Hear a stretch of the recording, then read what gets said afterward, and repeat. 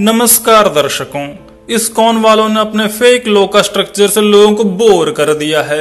लोग अब कुछ नया देखना चाहते हैं, कुछ रियल, कुछ असली। मन से कुछ भी ट्रांसलेशन कर देने से वो गीता नहीं हो जाता, उसी प्रकार मन से कुछ भी चित्र विचित्र कर देने से वो लॉ का स्ट्रक्चर नहीं हो जाता। तो आज मैं आपको दिखाऊंगा द रियल लॉ का स्ट्रक्चर फ्रॉम शिव महापुराण। नाम सुनते ही धोती फट गई ना इस्कॉन वालों? तो सील दो, क्योंकि महापुराण आ रहा है, कोई ब्रह्म संहिता नहीं। तो ये देखो द असली लॉ का स्ट्रक्चर फ्रॉम शिव महापुराण। और याद रखना, ये तो एक सिंप्लीफाइड वर्जन है, अगर पूरा का पूरा दिखा दूंगा तो रहने दो।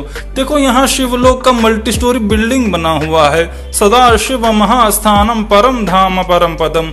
ज्यादा एक्सप्लेन नहीं करूंगा इस्कॉन वालों, बस तुम्हारा ध्यान जो है इस चक्रा पे लेके आऊंगा। तो मुन्ना यह है काल चक्र। अगर इस काल चक्र को एक्सप्लेन कर दिया अभी तो तुम रो दोगे। मैं नहीं चाहता हूँ, इसीलिए इस टॉपिक को यहीं रहने देता हूँ। तो इस्कॉन वालों, यह है असली लॉ का स्ट्रक्चर फ्रॉम महापुराण।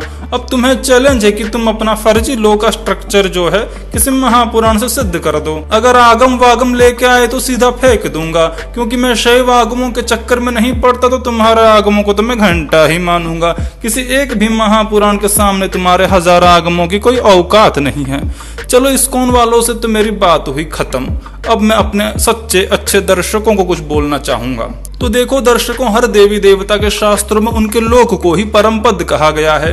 तो मैं तो कहूंगा कि इन लोका स्ट्रक्चर के चक्कर में कभी ना पड़ना, और ना ही लोका के चक्कर में, वरना इनमें से कुछ नहीं मिलेगा। इसी लोका में ठोका दिए जाओगे। अपनी भक्ति आदि साधना को सच्चे मन से करते रहो। अब मैं आपको एक श्लोक दिखाने जा रहा हूँ, जिसके बिना जो है ये वीडियो अधूरा है। तो ये रहा श्लोक। शैवम च वैष्णवम लोकम एक रूपम नरोत्तमम द्वयः चाप्यंतरम नास्ति एक रूपम महात्मनो। श्री शिव और श्री विष्णु के लोक एक से ही हैं, उन दोनों में कोई अंतर नहीं है। जिसको भेद दिखता है वो अवैदिक इस्कॉन वाले हैं।